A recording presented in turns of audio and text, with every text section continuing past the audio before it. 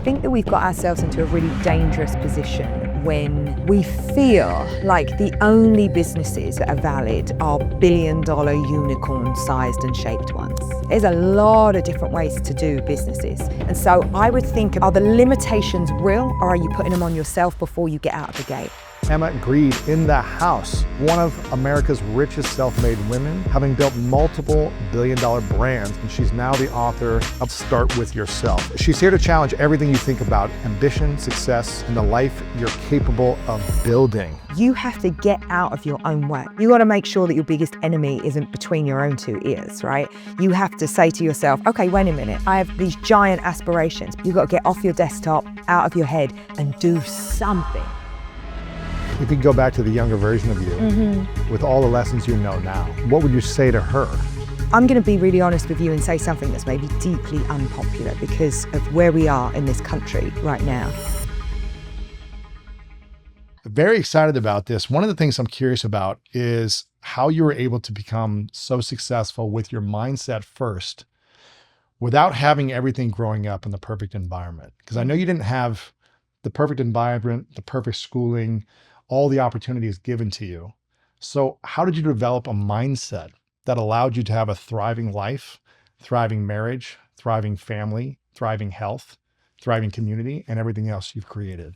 I love that you start there. It's like the best thing there, the best first question ever, because I feel like where I come from and the way that I started is so foundational to my success. And I often hear people talk about, scarcity or childhood trauma or like the stuff that happened to them in a negative way. And I think for me, it was fundamental to the person that I am now. First of all, like I come from East London. I'm the eldest of 4 girls, raised with a single mum. And so my life was really like from the beginning, it was about doing, right? There was a role to play. It's like my mum's the dad, I'm the mum, we've got 3 kids together. And my job was to like get them out of the house, make the packed lunches, iron the shirts, get them to school. By which point I would turn around, go home and watch Oprah. So I missed a lot of school.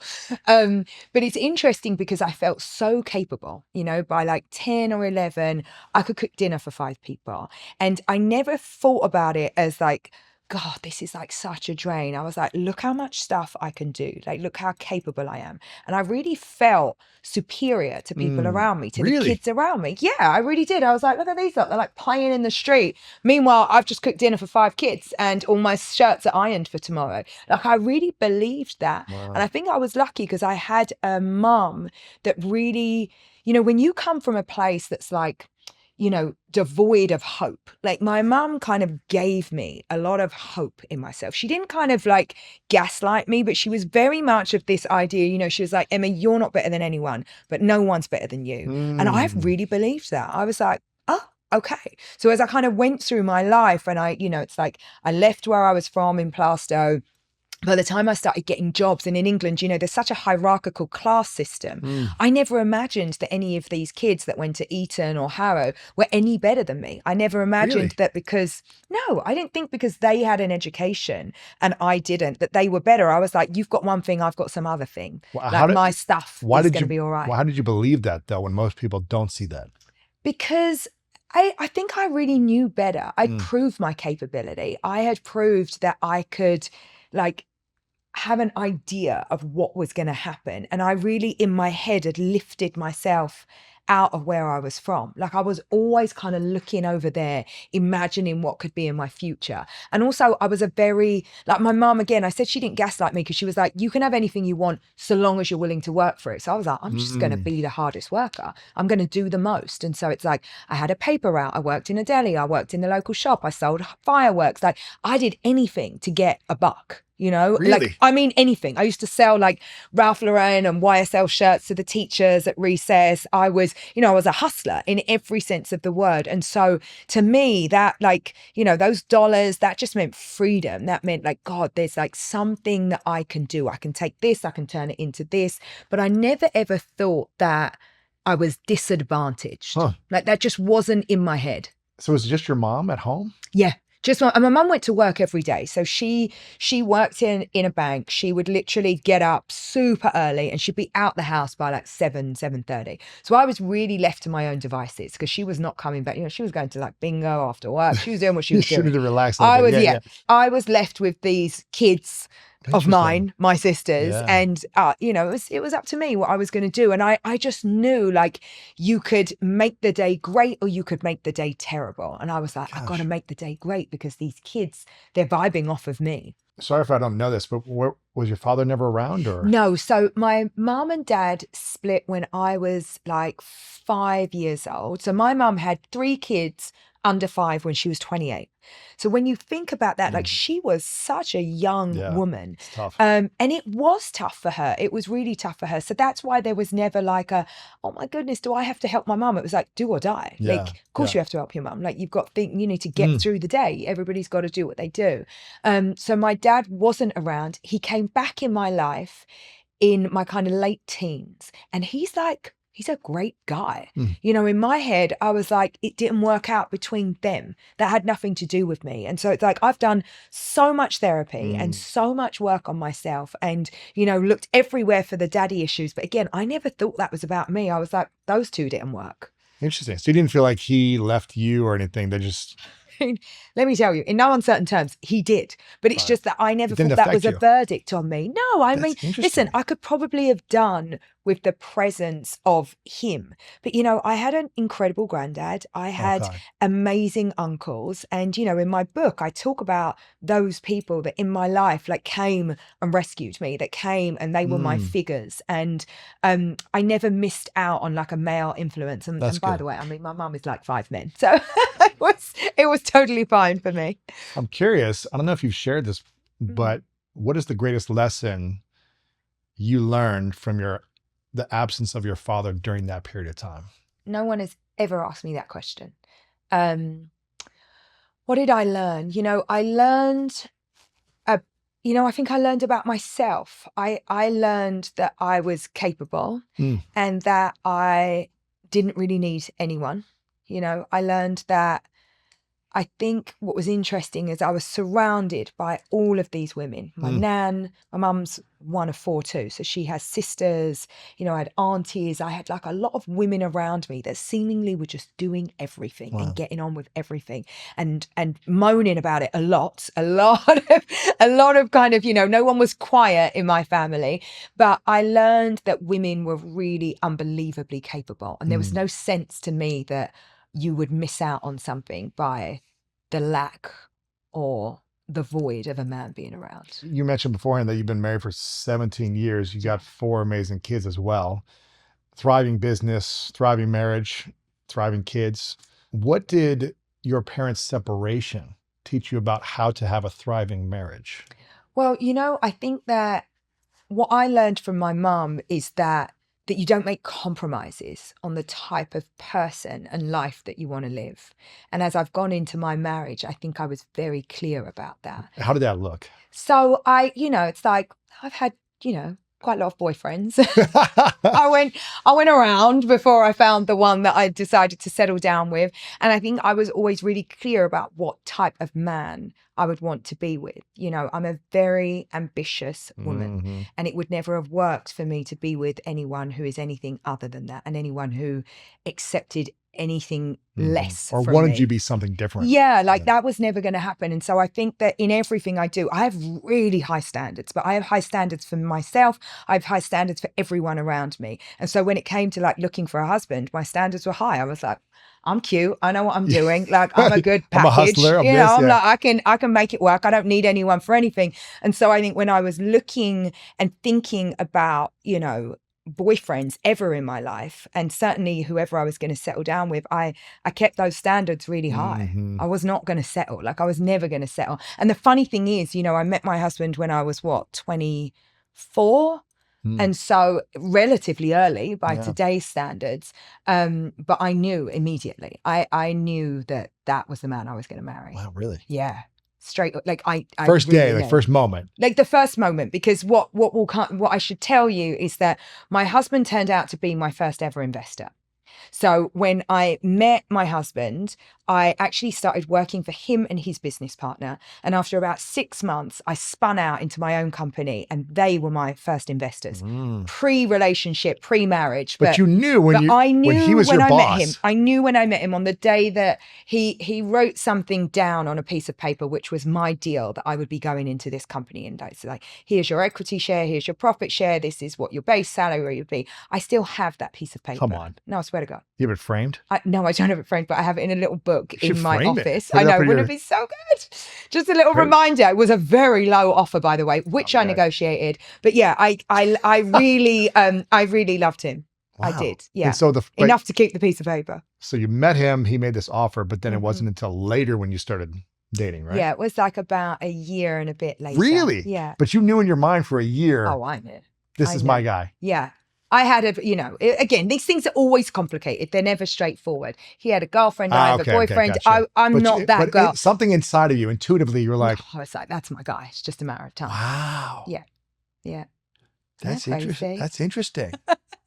So you knew that the relationship you were in wasn't meant for you long term at that point. Yeah, and that's a really hard thing to say because It is hard. I'm a know relationship. that. I've done that too. Yeah, I'm a relationship person. I Yeah, think yeah. oftentimes, certainly with me, like I'm a person who cooks the thing before they move to the thing, right? I'm a risk taker in business, but in my personal life, like I ain't messing around with that. I'm going to make sure I'm good there sure. before I Yeah, of take course. away from here. Clean, That's for sure. clean space. Yeah. But totally. intuitively, you were like, oh, this is not the guy I'm supposed to be with. I'm supposed to be with someone else. Yeah. Like intuitively, like you knew. I inside knew. of- yeah. I knew. Gosh, isn't that interesting? Most women say that they know on the day of their wedding whether they're supposed to be with that person or not, or if it's going to work out or not. It's like, yeah, looking back, I knew on the aisle that something wasn't supposed to work out. I would never see. I would be the runaway bride. Like, Really? first of all, I just never even get there because any doubt that I have, like, I'm so attuned to listening to myself that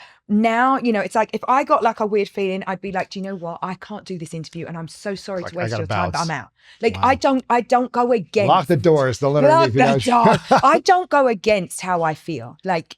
Ever. When was the last time you went against your intuition where it didn't work out for you? And was there something, such a big enticing carrot that was like, wow, this is big money-making opportunity, but this person is just, something's a little bit off, but I'm going to let that slide and then let's move forward with the deal. And then did something blow up in your face? When I was kind of late 20s, somebody very prolific came to purchase my company and I wanted to sell. I was a seller. You were ready. And I knew that it wasn't right. And I was Really? proven right 10, 15 years later. Did you end up My selling intuition. I sold the business, but not to this person. Oh, okay. And I was absolutely right not to sell it to that person. And the only reason I say it is because there were other people involved. Because usually I'd be like, Sure. There were other people around that situation. But for me, I was looking so much to get out of that business and to have a new chapter in my life. And I was like, this ain't it.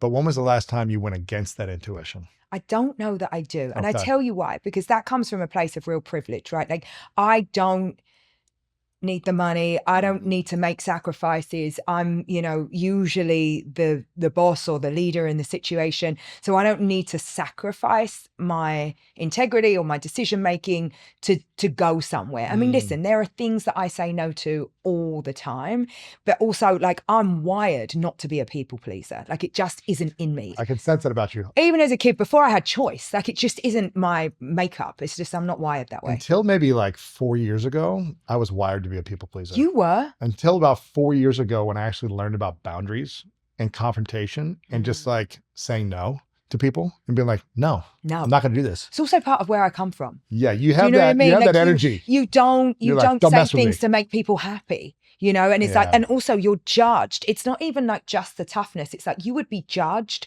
for actually like not doing what you meant and not saying what you mean. So in that way, it's like, I am just like hardwired to tell you the truth. I wish I would have met you like 15 years ago and like not had to I could have suffer taught for you so long. something. You know what I mean? It's like I was wanting so much to kind of keep the peace and not speak up that I would just like betray myself over and over to like please other people until about 4 or 5 years ago.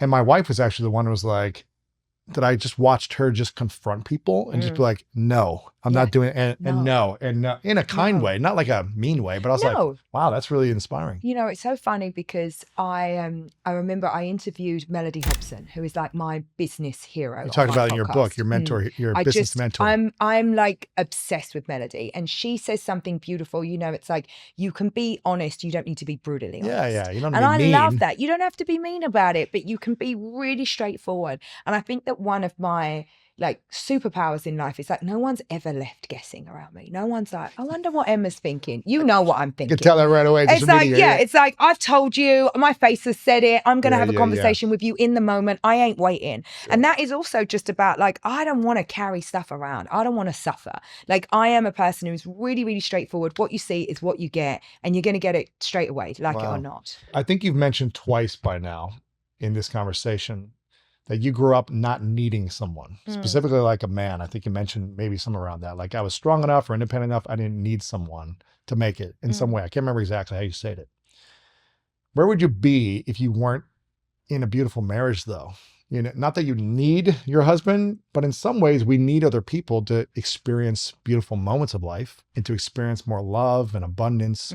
So I guess I'm asking, not questioning you, but asking like, where is that line of not needing someone, but also needing other people to create those moments in your life? So I love that question because I'm somebody that really thrives in community. Like, it's like, I have my people, like my ride or die. And make no mistake, like, I need my husband. Like, my husband is somebody that I think is my best friend, and he's the person that I find the most interesting on the planet, and I still really fancy him, thank God. And I really need him. I think that when I say I don't need anyone, my expectation on people is never that they will be everything to me. Like, I haven't set Jens up to be like all the things that I need, because I need different things from different people. And it's like, I have like a bunch of girlfriends, and I have the people that I work with, and I have my sisters, and I have my family, and I have my husband. And my life is like a tapestry of all of these different things that I've created around me. And I need all of them. I need everything. I need all of it. And I love that because I am somebody that like I'm a real life person. You know, I want to be in person with you. I would like give the phone up tomorrow. You know, I am an in-person person. I want to do meetings. Let's talk about things. I want to be in the office. I want to chat with you for 3 hours. It's like, I have zero time for like nightclub chat, you know, frivolous conversations. Gotta be deep right away. I want to go straight in, all in. Tell me everything. Tell me about your wife, the kids, the thing. Do you know what I mean? Like, that's what I care about. So I am a person who needs those relationships, and that's what makes it so difficult when you move away from home, because you move and you lose, you know, the kind of price of opportunity is familiarity. Do you know what I mean? You lose everything that you feel so good and that makes you tick and that makes you to some extent. And so I feel like those sacrifices and those trade-offs, while they've been important and amazing for my success, I have given something in order to get that back. What have you given?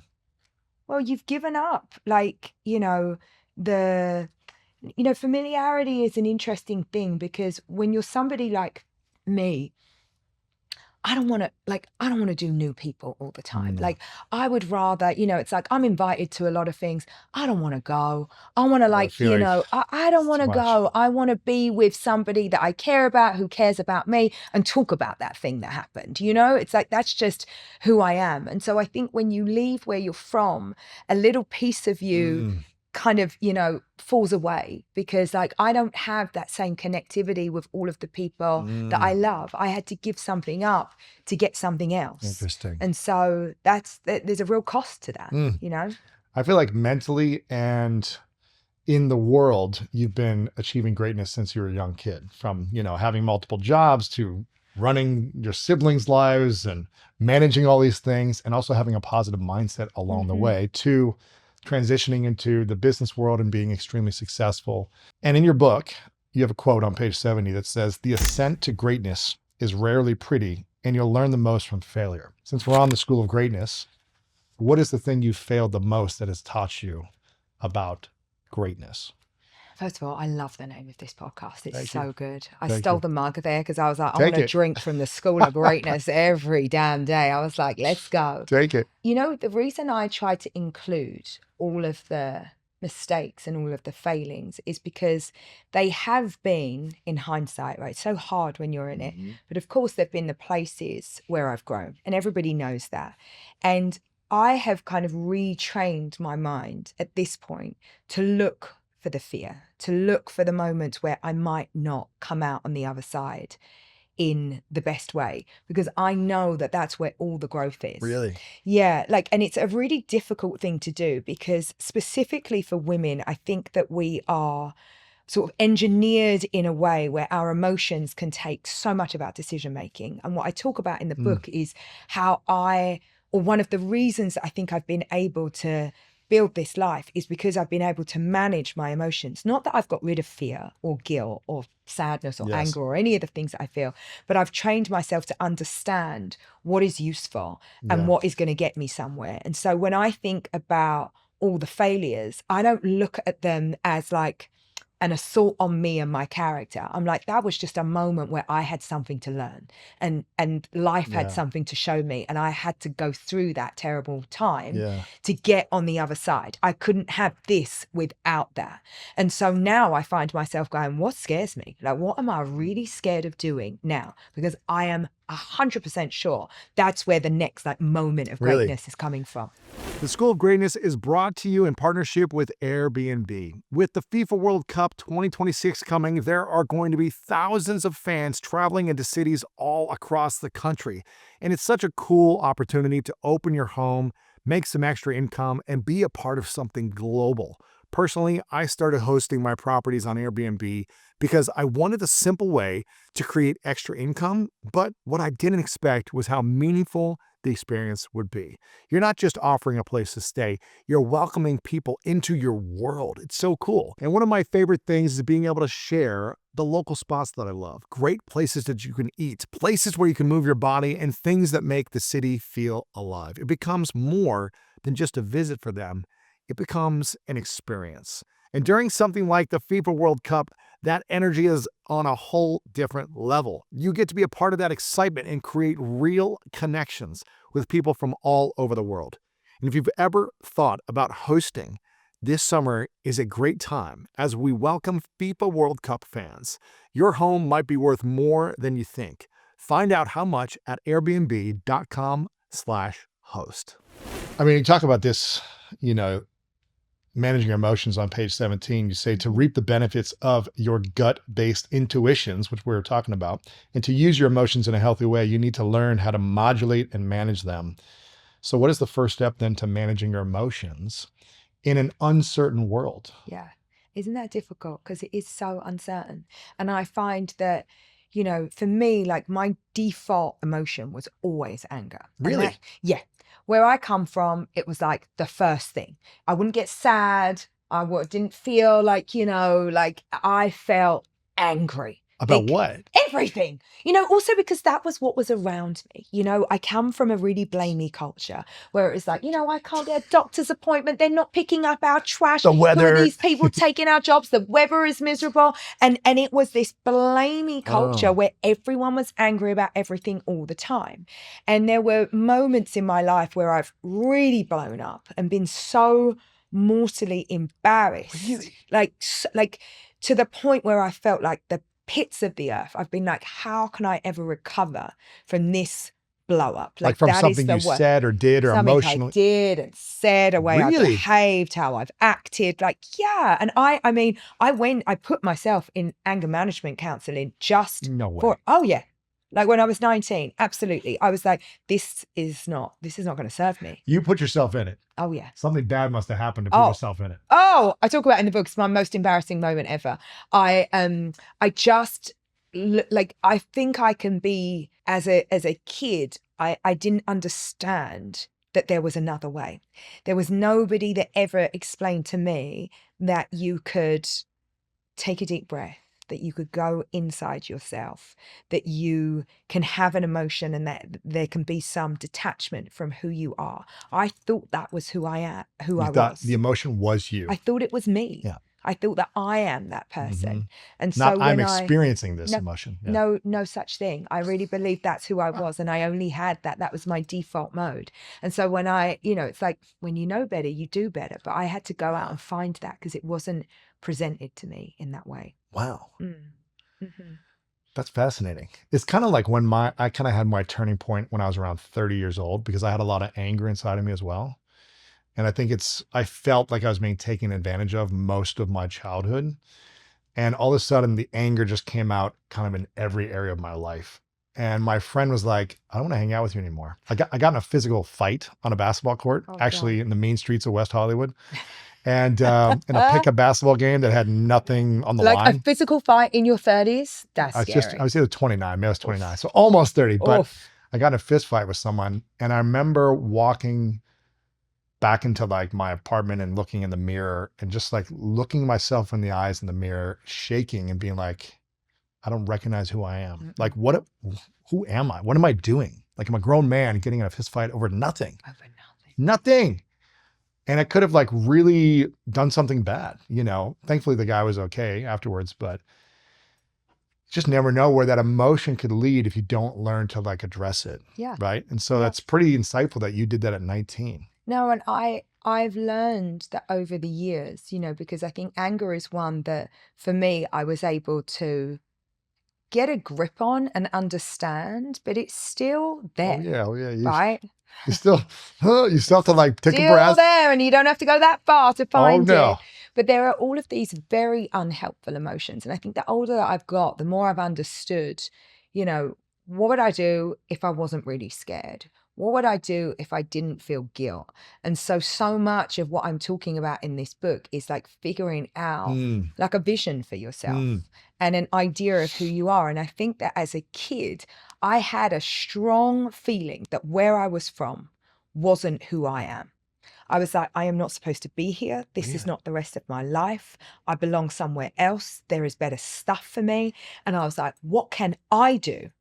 What is within my reach to get me out? And that for me was work, any type of work. I was like, get on a train and go into town and find a way that you can physically get away from this place. And in the beginning, it was just the distance. I was like, if I get on a train and go for an hour, I'm far enough away that I can be somebody else. Wow. And I remember the thought of that. Like, I just could, in London, we have the tube map. And I was like, if I go from this zone all the way into this zone, I'm so far away that I can be who I'm supposed to be.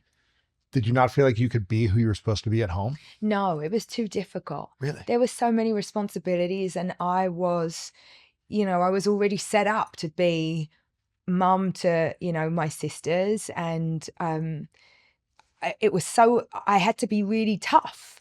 And when I understood that toughness was causing me to be unnecessarily angry, I was very clear about the correlations. I was like, I have to get out of here. I have to be out of this place where I'm in constant reactive mode, and I have to choose my choice. And that's when I started to think, oh my goodness, like, that's not the woman I want to be. Like for me, it was Oprah, right? I used to watch Oprah on the TV, and you have to go back, if you go back 25 years ago, she introduced all of this stuff to the culture that we take for granted now. But it's like, no one was talking about mindfulness, meditation, gratitude. Like she introduced that stuff, certainly to me. And so I was like, oh, I want to be that type of woman. I was like, I didn't know anyone like that. I didn't know a woman who spoke like that. And of course she was a Black woman. And so for me, I was like, I'm going to be like Oprah.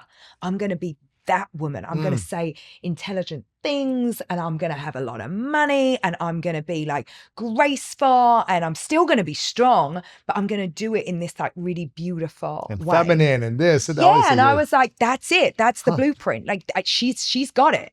And in my head, I was like, she's also making a ton of money. Like, because you used to see in the newspapers that Oprah's done this and she's done that. So to me, I was like, okay, I'm going to model that behavior. I'm going to like read everything that she says, and I'm going to speak how she speaks, and I'm going to do this gratitude thing. And I was writing down, I had nothing to be grateful for, really. But I was like, I'm going to find the things. And so I found a way to vision a life for myself. And still now I think about that because I think there's so much in our culture and in society for you to measure yourself against. And I am always very careful that I'm measuring myself up against the things that I want, the vision that I have for myself, the type of mum I want to be, the type of leader I want to be, the things that are important to me, my principles, my values. And then I can have fear and guilt and disappointment, but not against somebody else's idea of what I should be. Interesting.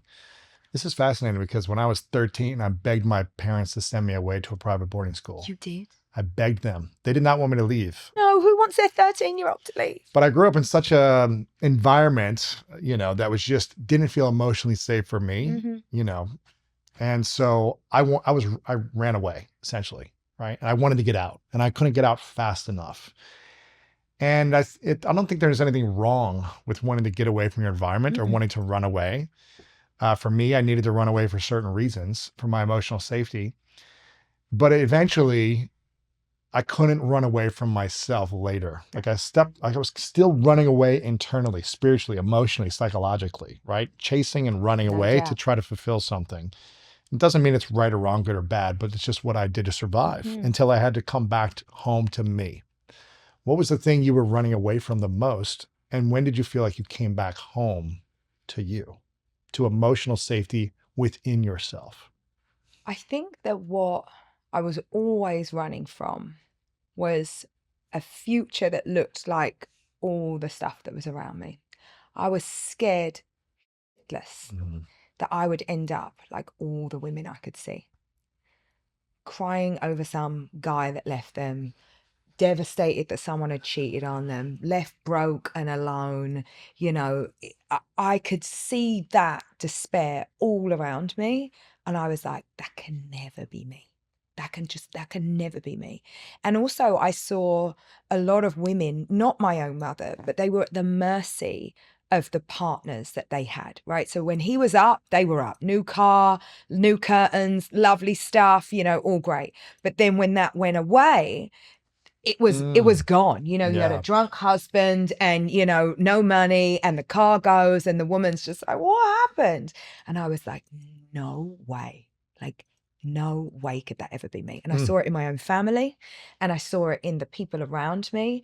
And so that was like a fear of mine. And so for me, working and having this idea of my life was like, that was going to be my escape. That was like, that's my plan. That's my get out plan. And then I get to decide and I'll create the buffer and I will be in a position where it doesn't matter who is around me.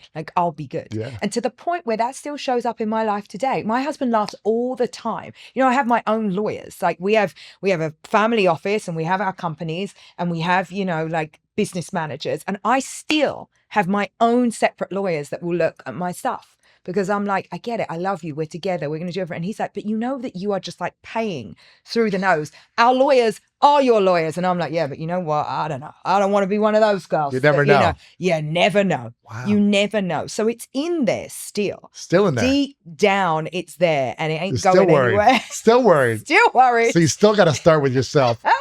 You're still doing the work. I'm still working.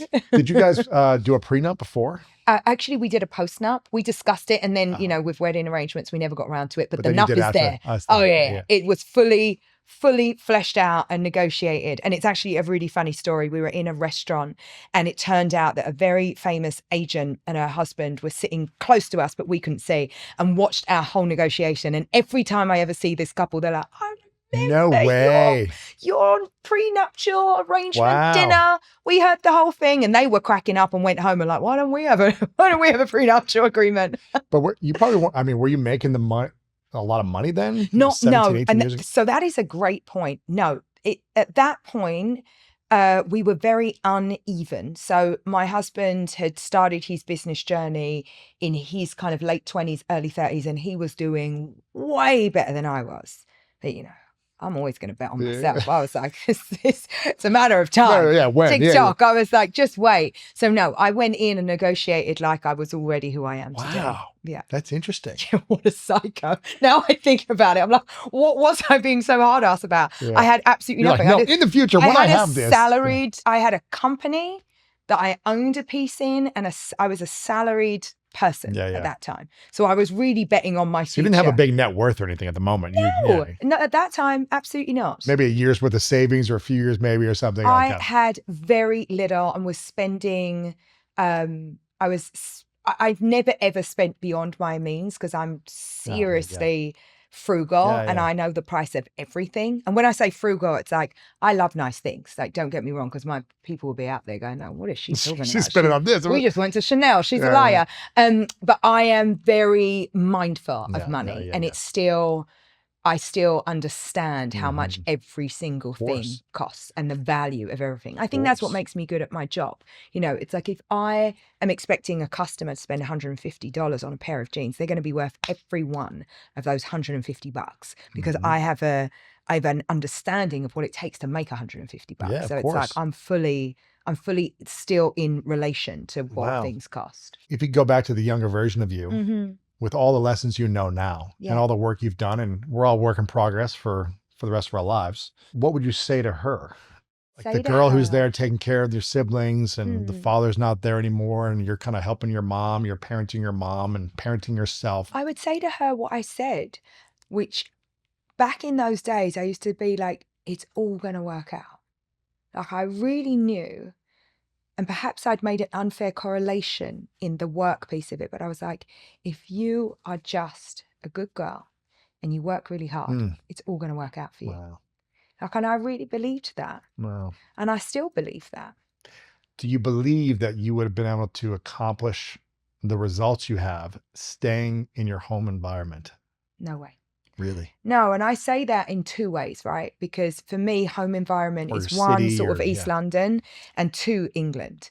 You know, I'm going to be really honest with you and say something that's maybe deeply unpopular because of where we are in this country right now. And we all know the underbelly of it, right? I'm not going to sit here and say that we aren't in a really tumultuous time and there isn't an underbelly to where we are and that America has a lot of darkness around it.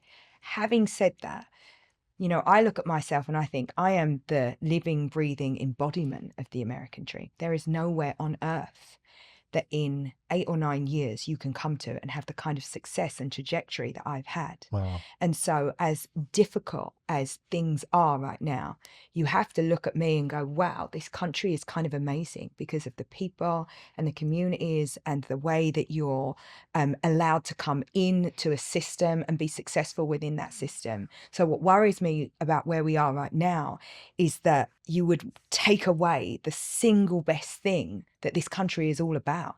Like that you would erase the very thing that makes you America. Like to me, it's unfathomable because I look at it and I'm like, damn, this place is good.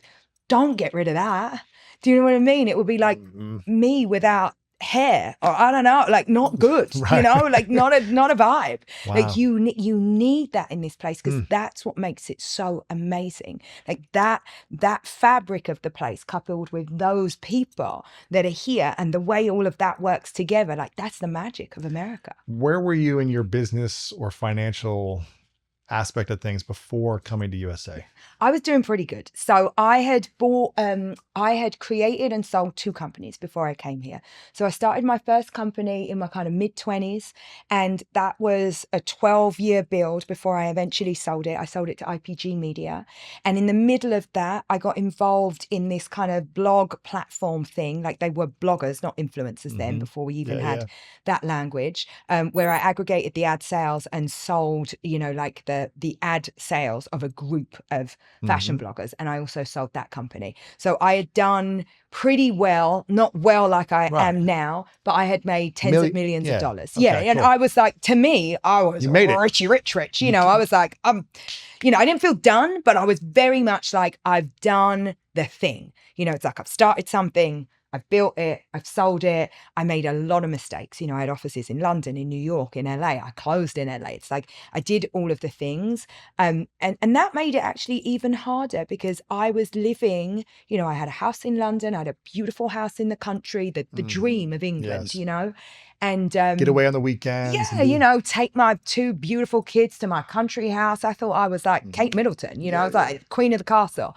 And so it was even harder to risk it all and leave all of that to come into uncertainty. And honestly, to come to LA, which was never a place that I fancied. You know, I was like, English people, I'm a Londoner. You go to New York, you know, I thought this was like for the entertainment industry. I was like, who lives there? It's sunny all the time. It's so weird. The people are weird. You know, that was my appreciation of My it. first year I moved here, I did not like LA. You didn't? My first year here. What to get with? Because I came from Ohio, but then I lived in New York City for a while. And I loved the vibe of New York City, the energy, the grittiness, the realness, the rawness. And I was like, everyone here is fake. You know, that was my first interpretation. Totally. But then after a year, I was like, gosh, everyone's in blizzards all over the world. And I'm like, look at us. It's pretty nice. With our legs out, it's just like sunning ourselves. No, and I understand that because to me, you know, LA was like in yesterday, you know, I was like, the time zone doesn't work. Yes. I can't call my people. Yes. What are you going to wear if it's sunny every day? You're so far behind. Everyone's already got their work like, they're done. on the next day. They're going to be ahead of me. So it was a sacrifice.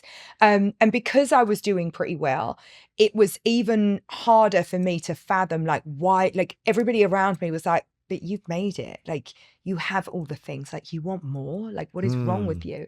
But to me, there was something much bigger and almost like kind of bigger than myself. I'd had these 2 kids. Lola was 3 months old. Grade was about 2.5. Wow. And my husband at that point was like, you know what, Emma? He's like, you have in this company, in Good American, he's like, you have a tiger by the tail. You can do with it what you will, but I think that you need to be and put yourself like right in the middle of where it happens. Yeah. And I was you like, launched it in UK. I launched it while I was in the UK and it really took off. Like nobody had the visibility that it would take off like that. And so I, you know, with Jens's encouragement, I was like, okay, let's go to LA. We'll go there for 3 years and then we'll come back to civilization. Yeah. Civilization. 8 years later and I'm not going anywhere. What's been the biggest mindset shift you've had since moving from the UK to the USA, and what is unlocked for you with that mindset? Well, I would say everything has changed because the possibility for me here seemed endless. Really? Yeah, because when you come from a place that is, you know, London is a big international city, but, you know, make no mistake, it's still a small place, right? It's still in some ways such a locked community. And I came here, no one knows my accent. Everybody thinks I speak like the Queen. I do not, by the way. I am not. Your team is like, she doesn't talk like that. She ain't talking like the Queen. But there is no judgment here. No. There is like, here is a person, like how good are your ideas? How hard are you willing to work? And so for me, that was very freeing because you come to a place and you're like, there's no baggage. Like, I am whoever I want to be here.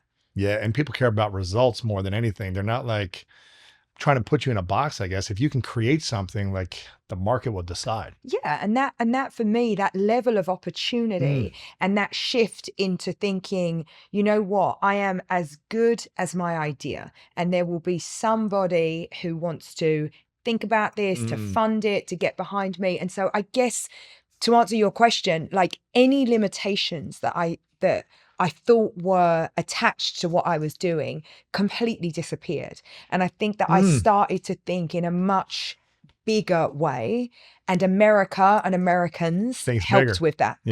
Naturally, right? Like it's just, there's a speed and there is an appetite and there's a willingness, like, and also people want to take a bet. They're willing to be like, yeah, go on then. Go for it. Kiddo, like, go for it, you know? Spring is here, and Springfest is happening now at Lowe's. Refresh your yard with Stay Green Premium 2 cubic foot mulch, 5 bags for just $10. Heading indoors, save up to 40% off select major appliances to help supercharge your chores. The best lineup is here at Lowe's. Valid through April 22nd, while supplies last. Selection varies by location. See Lowe's.com for details. Mulch offer excludes Alaska and Hawaii. There's nothing that frustrates me more than when things don't move with speed. And when it comes to building a strong daily routine for your life, the tools that you rely on at home should make things run more smoothly without interruptions. And that's the thinking behind T-Mobile's 5G home internet. And big news, T-Mobile now has the fastest 5G home internet according to the experts at Ookla Speed Test. Setup is so quick and simple. No technician needed, and you're online in 15 minutes or less. And the price comes with a 5-year price guarantee, so you don't have to worry about unexpected price hikes down the road. And when I'm working from home, my internet does a lot of the heavy lifting. It's prepping for the next show on the School of Greatness, uploading files, I'm doing Zoom calls, I'm doing meetings. All these different things are all happening, and I need them to happen fast. And with T-Mobile 5G home internet, things move fast and stay smooth. Pages load quickly, files upload successfully, and I can stay focused without constant interruptions. It makes a big difference. Visit t-mobile.com/home internet to check availability today. Price guarantee exclusions like taxes and fees apply. Fastest based on Ookla Speed Test intelligence data, second half of 2025. All rights reserved. For someone watching or listening that might have come from a similar environment where they didn't have the opportunities, they didn't have the educational side of things, they didn't have the resources, what's a limiting thought around money that is holding them back from what they can create financially? Well, the first thing is to think that you need a lot of money to do anything. I think that we've got ourselves into a really dangerous position when we feel like the only businesses and the only ideas that are valid are billion-dollar unicorn-sized and shaped ones. Right? I have a lot of friends and a lot of people around me that do incredible businesses, incredible because they afford them a lifestyle. They can hire people from their community. They're little and lovely with 4 employees or with 40 employees. Yeah. There's a lot of different ways to do businesses and to have a business. And so I would think about, are the limitations real, or are you putting them on yourself before you get out of the gate? And that's something that requires an enormous amount of self-reflection and honesty. So you have to get out of your own way. And what happens is that people really live in their heads. You got to make sure that your biggest enemy isn't between your own 2 ears, right? You have to say to yourself, okay, wait a minute. Maybe this thing, I have these giant aspirations, but you got to get out of the gate. You got to get off your desktop, out of your head, and do something.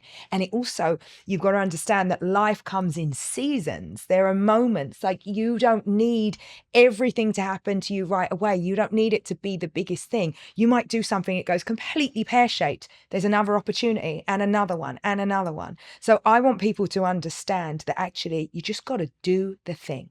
Have a go, get out of your own way. And within that, you can test and change and figure things out and learn. Like, that's the beauty of business. Everything transitions, right? Like, people imagine that you're going to start a company and that's what it is. The truth is, Good American looks nothing like it did in the beginning, right? Your principles, your reason for being, the problem that you solved, your purpose, all of that stays the same. Everything else transitions on the way up. Yeah. So you have to know that you're going to start with this thing and that it's going to change and shift, and you're going to change and shift, but you got to start. That's it. What is the thing in your life that you feel like needs a shift?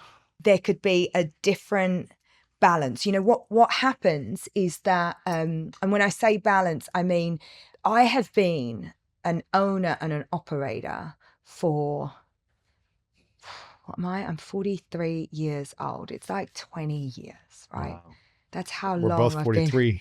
Wait, what a lovely age. And glorious, by the way. You know, I've been saying to everyone throughout my whole press run around this book that I'm 42. And I did an interview at home the other day. My husband was like, "You're 40." When's your birthday? September 23rd. Oh, Like, I'm going to be 44. I'm Come not even 43 for that much longer. He was like, just so you know, I was like, Wow. oh my God, people are going to think I'm lying about my age. I'm 43, I'm 43, I'm 43. But your question, The balance.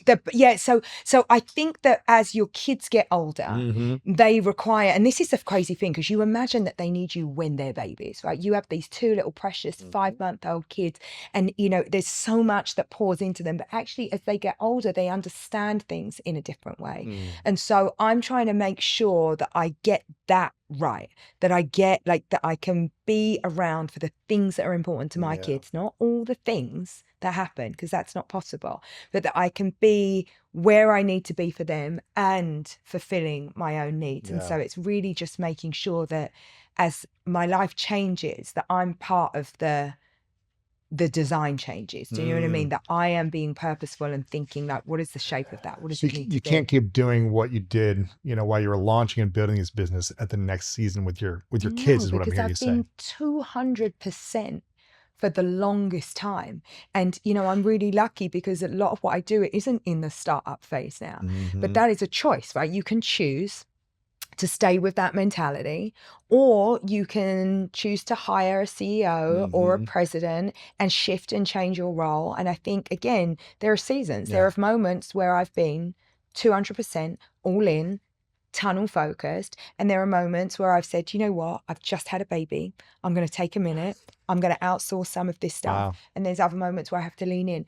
But I want that to be my choice. I don't want that to be dictated to me. And so I try to make sure that I'm really mindful and understanding of that. I can only imagine the complexities of being a driven business leader while having kids. I can only imagine the potential maybe judgment, but also praise that you might have had over the last decade of like, wow, you had 4 kids and you launched all these billion-dollar brands, and people either praising you or maybe judging you for what they don't know.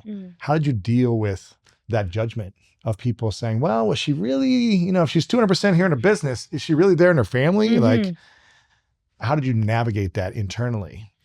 I think that I've learned as I got older that it's just me against me at the end of the day.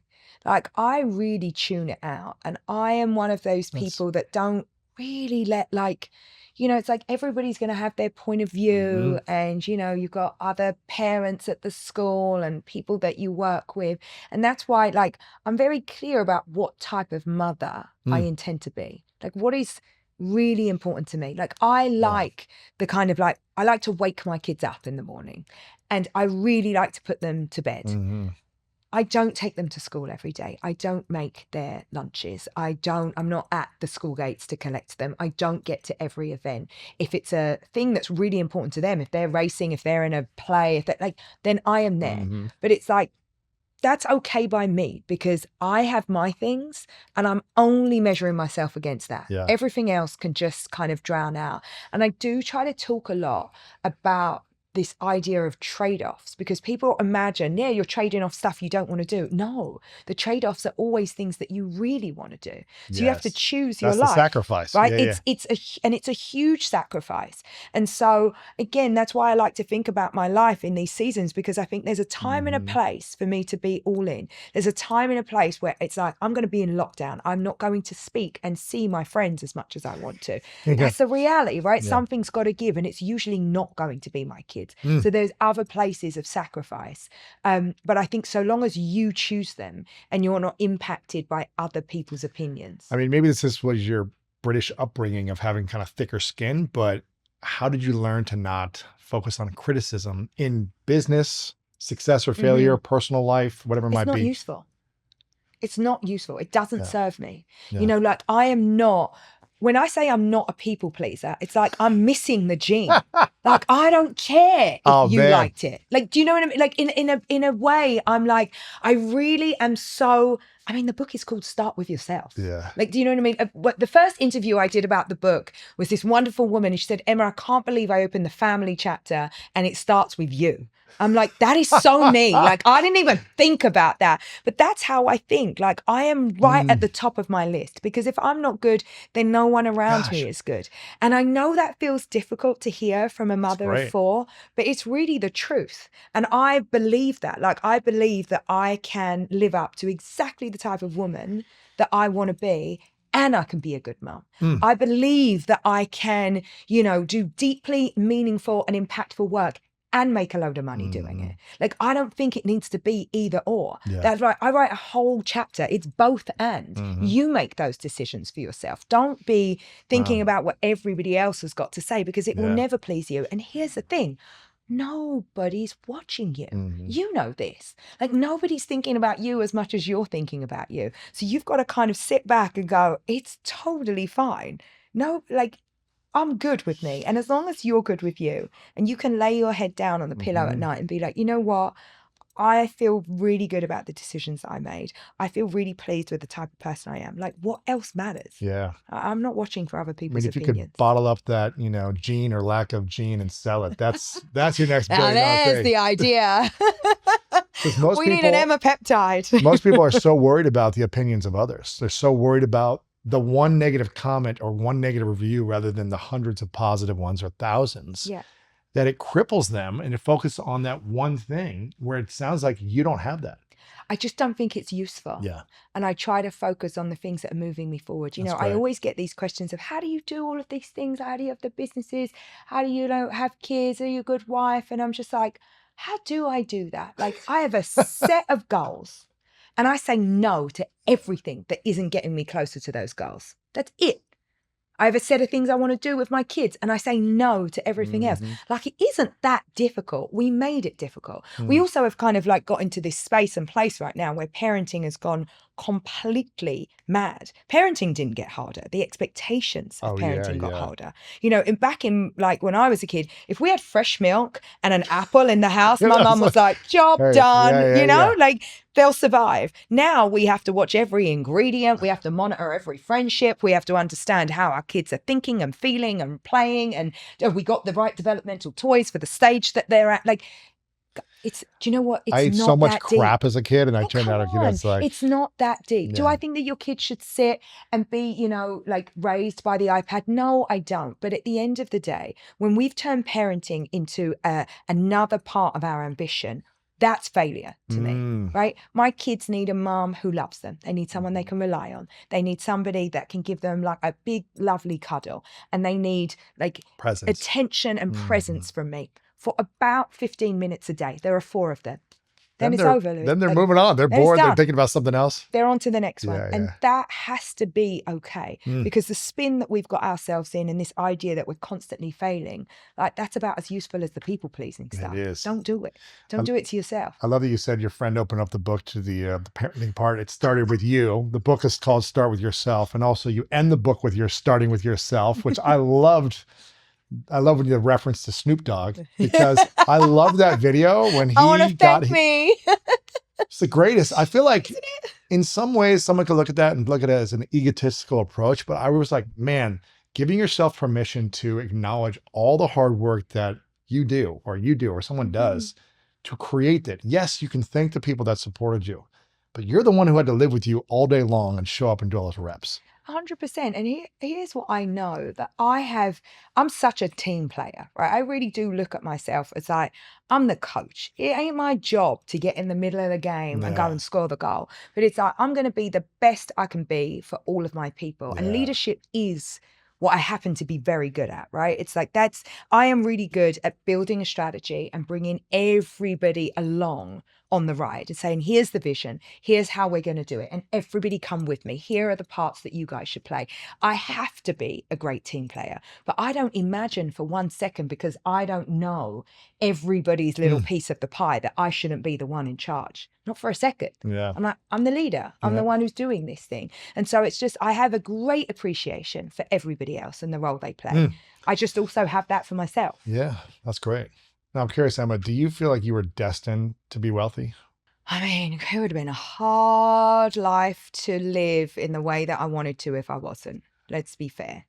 I think I didn't enjoy being poor. I remember a time when all I wanted was to order something from the menu and not look at the price. Like that feeling. I just wanted to be able to like 100%.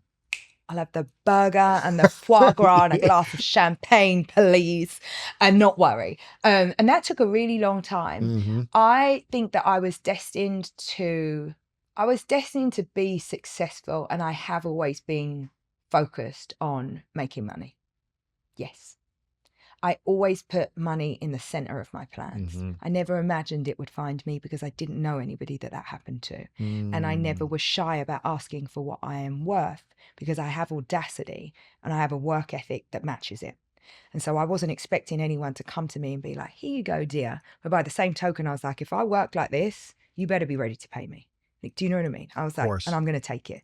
So that was the conundrum. Like, I really thought about money in that way. I was like, effort in, product out, correlation. Like, I'm going to like find the money. If you don't make money at the center of your work, what will happen to you?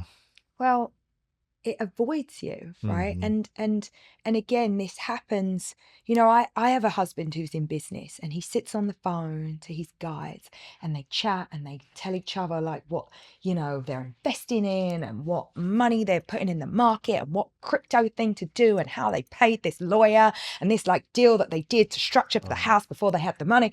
And I'm literally sitting there going, I haven't had one of those calls with any of my girlfriends. Why not? Because still there's some stigma attached to the way that we think about money. And somehow it's like, ew, like she's gross. She said money like 20 times. I write in the book that I did a panel, and this wonderful, incredible woman said to me, Emma, darling, you really speak about money too much. And I was like, but the name of the panel is Women, Power and Money. What are you talking about?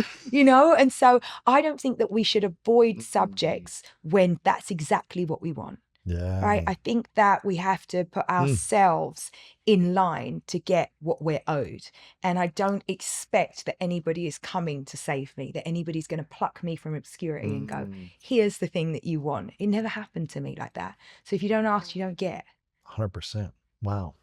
Do you feel like, I was asking you beforehand off camera, I said, do you feel like your last name supported your destiny for having, Grede as your last name? Do you feel like words have intentions that set us up for a future destiny? Like you were eventually going to earn more? It's a really funny question, because when I met my husband and my mum said, how do you pronounce his surname? Because I took his name. And I told her, and she said, well, of course you were destined for that name. And I thought she kind of said it in a derogatory way. And I was like, I just thought it really suited me. Like it was, I was like, I'm going to get a t-shirt, like the Mr. Men, Mrs. Grede. Like I felt totally at ease and comfortable with it.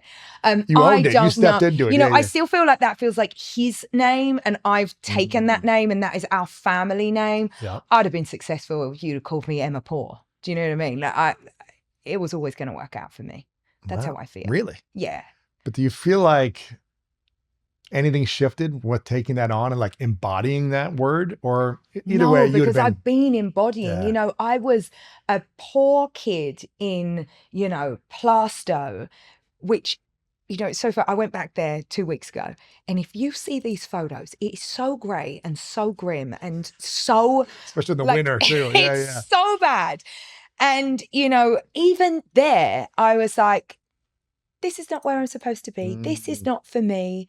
I felt not special. I felt like this is just not my end. This is not where I'm supposed to be. And to the contrary, when I got a job and went into the centre of London and worked on South Molton Street, I felt like I had arrived. I was like, oh, like these people are more interesting and this place is much more beautiful. And I would go into, in England, we're full of galleries, and I would go into galleries and I would go to museums, and I thought, this feels much more like what I wanted. Your environment.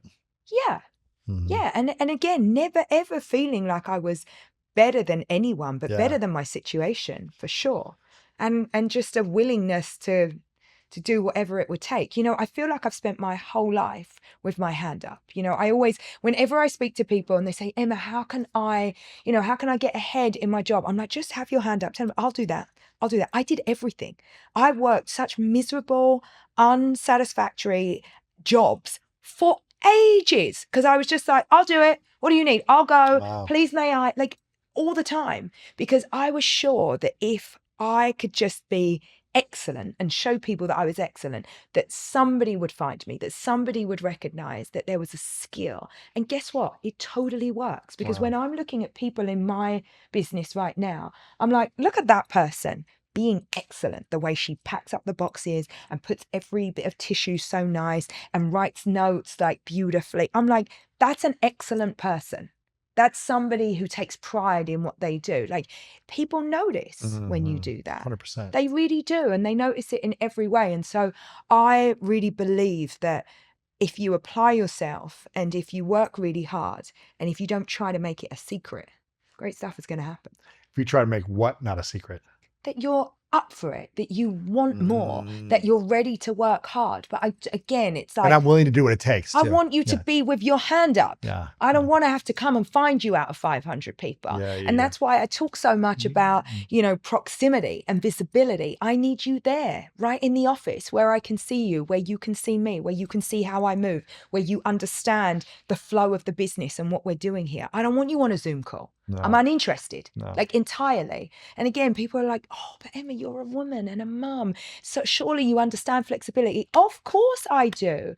Of course I understand that. But surely you understand that if you're really ambitious and you want a great career, visibility and proximity is essential. It's not a nice to have. It's just essential. Yes. Let's not set people up for, failure. It's like, just be honest about what is needed. You want a pay rise? I need to see you. In the office. I like the attitude. There's no other way. I love the attitude. I got a few final questions for you, Emma. But this has been your powerful. questions. Thank you very much. What is one question you wish more people asked you? Like the reality of what it takes. Because I feel like, what does it really take? Oh, it takes you got to be resilient. I know that gets chucked around in podcast land so much, but what does it mean to be resilient? Like taking a lot of knockbacks, taking a lot of information that rightly or wrongly is going to be leveled at you. And it comes from all places, it comes on a board level and an investor level, from your customers, from your colleagues. Like you have to absorb a lot of stuff. And you have to go forward anyway. You have to do it anyway. And it's every day that I have resistance. From all places. From everywhere. Nobody calls me and says, guess what's happening today? We're selling out. It's going amazing. Nobody ever. I only have problems. My day is a series of problems morning to night. And you have to get with that. And so I wish people could understand the reality of my life and how complex it is and how nuanced it is and how many hoops I have to jump through and how heavy it can be sometimes, because when you have that responsibility, that's your responsibility. That's yours to deal with. I can't outsource my work. I can't go, could you not do it? It doesn't work like that. The buck stops with me. And so I often, and I try to be really honest about this. I try not to sugarcoat it. And so much in the book, I had a level of honesty throughout about all the mistakes and all the things that I could have done differently, and a level of, let's just get real with this, because it isn't how we're presenting it to be right now. How do you navigate the heaviness and the weight of all the responsibility that you have? I guess I kind of juxtapose it with all the stuff that I've got as a result of it, and I don't just mean the a house or a car. I'm like, wow, what choice I have. I get up really early in the morning, but that's a choice. I really love what I do. I really love the work. I really enjoy working with products and solving problems, and I love being around people. There's you put me in a proto review meeting with 60 people around and trying to figure out what a season's collection looks like. That's me in my element. That's, to me, the single best job that you could have in the world. And I really appreciate that so much, because where I grew up, people just went to work to pay their bills. And they did mostly unenjoyable work, and they got to 5 o'clock and they were like, let me get out of here. And they went to the bar. Right? That's what they did. That was the flow of their day. And I'm like, my day I am so lucky. It's an adventure. It's a privilege and an adventure, and I don't take one single thing for granted. I opened my fridge this morning and I was like, imagine when I was little, if you had a fridge with all those drinks in there, that's great. And I'm fully having that conversation with myself, fully. So to me, it's I'm so aware of everything that has happened. And, I always think of this funny story because I'm obsessed. I love comedy. And when I was younger, I used to always watch Dave Chappelle and Chris Rock. And Chris has this thing where he talks about like when he gets his first big house and he keeps the bag packed at the door because he imagines one day someone's going to be like, knock, knock, knock, like you're out. And that's how I feel. Really? I'm like waiting for someone to say, this is not your life, girl. Are you crazy? Really? Like go back. So there's a constant like thing for me to always be like, okay, I'm not going to rest on my laurels. If I get an opportunity, I'm going for it. If I have somebody saying to me, Emma, have you looked at this? Is this possible? Like, I'm going to go all in because I imagine that all of it can be lost in a second. Really? Oh, yes. Oh, yes. Do you feel like you've made it? In so many ways I have, because I'm so happy and I'm so, like, I'm very aware that I am living the single best moment of my life. Like, I don't get happier than now. I don't get better looking than now. I don't get fitter than now. Like, in fact, I'm on my way out. Like, it's all down here. But I really have an awareness about that. And so when I think, it's like I take a long time off in the summer, like real Euro style. It's like I 6 go weeks, away. month, whatever. Yeah, 6 weeks. I go to Europe and I like, I really go in because to me, like that time you can't get back. Those summers you can't get back. My kids are only going to be little for so long. And so I really try to put a lot in and I'm like a memory maker. I am crazy. I will celebrate everything. Easter, Thanksgiving, Halloween, Christmas. I love America because you're always celebrating something. Like I didn't even know what Thanksgiving was 10 years ago. And Now I'm you're like, doing it. Let's go. Christmas practice? Like I'm like, let's go. Let's do turkey number 1. But it's like I do it big. I go all in and I make the celebration because I know that life is so precious and I'm so excited about it. And I am just like here for like every single bit of it. So as much as I love the work and the chase and the whole thing, I'm very mindful that I also need to really enjoy it. Yeah. And there's an awareness of that. It's a both and. Like you talk about. Both and all day long. 2 final questions for you, Emma. Again, this has been really inspiring and powerful. So thank you for opening up and sharing. Your book is called Start With Yourself, A New Vision for Work and Life. Make sure you don't only get 1 copy, but get at least 2, 1 for you and 1 for a friend. Give a gift away because something you mentioned earlier made me think about when I started making money. For many years, a lot of people had to buy my meals. And I remember the first time, because you mentioned like the first time you could like not look at the price and then you just say, I want this, whatever, $50 steak or $100 thing, whatever, and be like, and I'm okay. And I'm not going to go broke.